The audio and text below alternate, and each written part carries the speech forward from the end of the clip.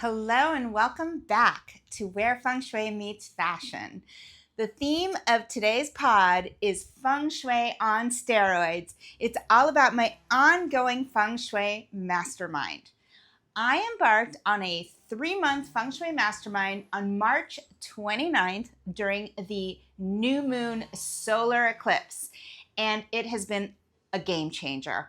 The Mastermind is a deep dive into Black sect Tantric Buddhist Feng Shui transmissions, traditions, teachings, and practices. That's right, it's super woo. My original training and certification was in Form School Feng Shui some 15 years ago.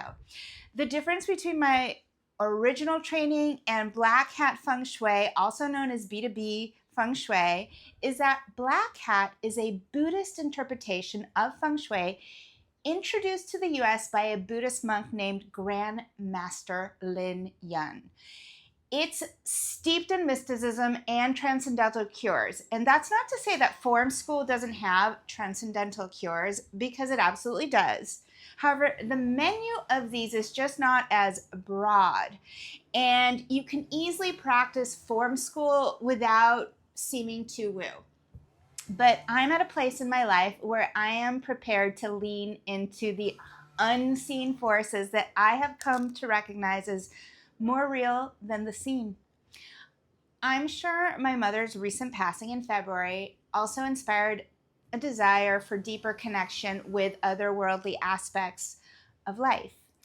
And since my original Feng Shui training, I have continually added to my toolbox by, reading extensively on the subject, studying space clearing with Denise Lin, who's the mother of space clearing, and testing for and attaining my red ribbon professional credential through the International Feng Shui Guild.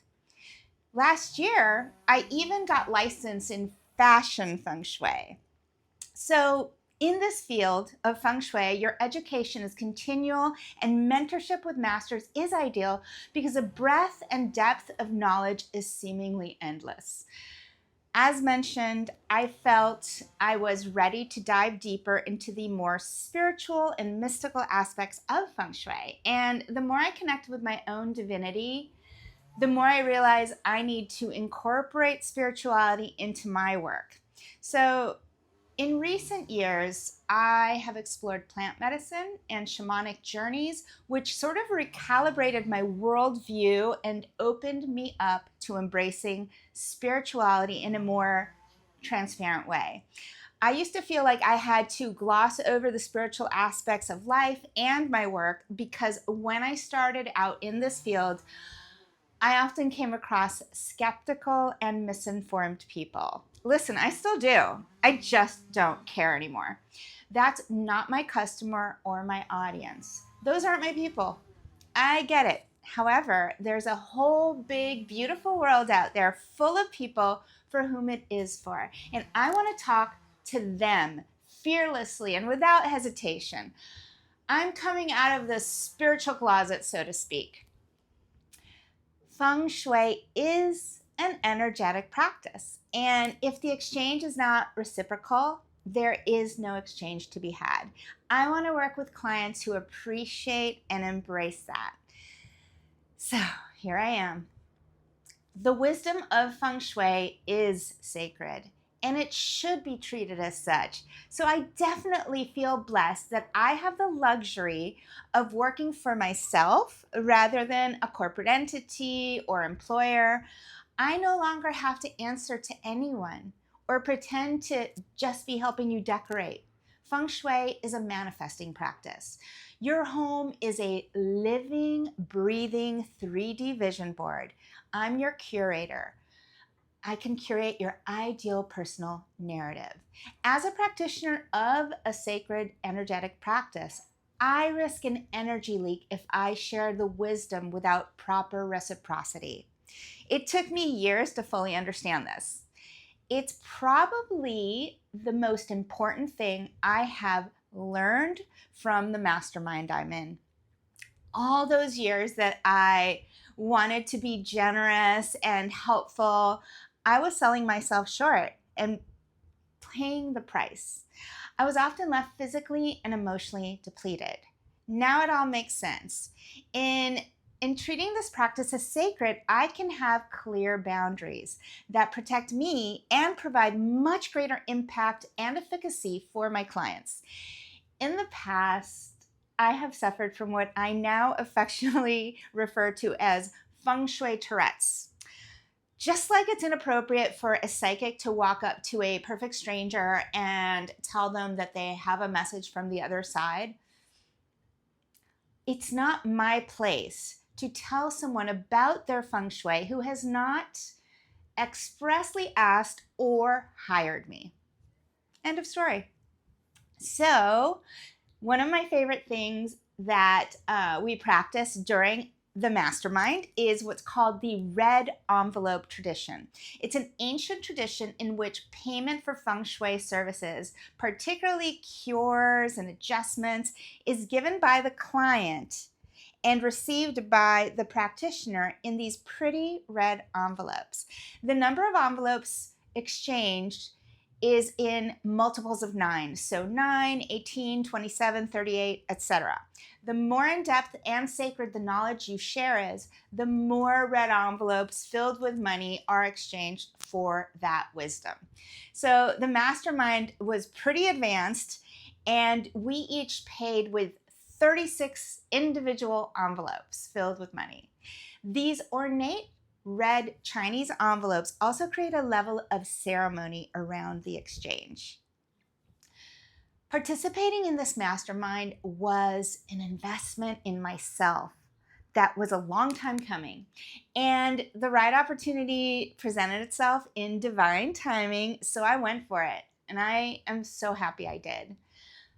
The first day of the Mastermind coincided with a new moon eclipse, which happened to be in my 12th house of seclusion and self-inquiry.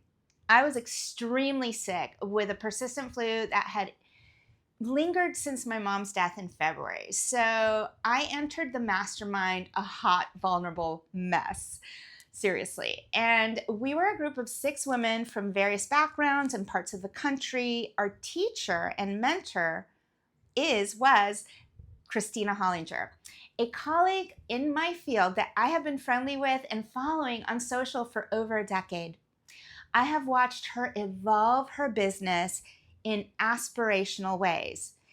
In following her trajectory, I learned that she herself had invested in multiple masterminds and coaching, and her content and reach reflected this. So I wanted to participate in a mastermind and coaching experience that was specific to my very niche field, Feng Shui. I made the leap with Christina because I knew she walked her talk and was speaking my language. So, with Christina at the helm, we were a group of 7 women, and the lessons, meditations, mantras, videos, practices of the Mastermind were housed in a portal called Kajabi. Our interactions as a group were held over Zoom and a very active Telegram thread. So I wasn't sure exactly what to expect from the Mastermind.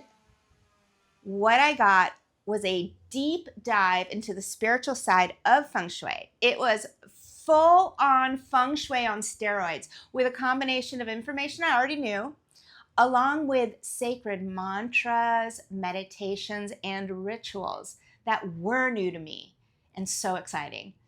The schedule was aggressive and comprehensive, and there wasn't an inch of my home left unactivated. What I realized in the process was that when I combined what I already knew with all the woo, it actually magnified the effects. Every cure and adjustment is treated as a sacred act. I loved it. It was a perfect spiritual retreat and staycation for me as I recovered from illness and navigated grief. Daily mantras, meditations, and chanting, lots of cleaning and space clearing, redecorating, turning every inch of my home into a narrative with intention was just what the doctor ordered. I took the opportunity to redecorate my entire home from a Feng Shui perspective during the Mastermind. I manifested $6,500, which I then turned around and invested that sum entirely into reimagining and transforming my space into my ideal personal narrative. It's a whole new magical set and setting. The biggest upgrades included my bed and bedroom furniture, a sofa, a rug, a coffee table, a sideboard, art, a desk chair, an office rug, etc., etc. The bed alone was a huge shift. It is the most important and impactful piece of furniture that you own. It represents and holds the energy of your health and love life. Two areas of life where a reset was needed in my life. My new vibrant velvet Art Deco inspired sofa and floral art are the set and setting for my podcast now. This area of my home happens to reside in my love and fame guas. So the new art contains the mantra, love is all. It is the message that you are greeted with when you enter my space. I wake up every day now thinking, oh my God, this is paradise. All these changes also culminated with my father gifting me with a beautiful brand new car. From a Feng Shui perspective, your car is an extension of your energy body. It represents a clear new path and vessel. When I meditated on my brand new pearly white hybrid Honda Civic, she asked me to call her Crystal. She was crystal clear. I can't wait to incorporate everything I have learned into my practice. In the words of developmental biologist Bruce Lipton, you change the container, you change the contents. Cheers, everyone, and ciao for now.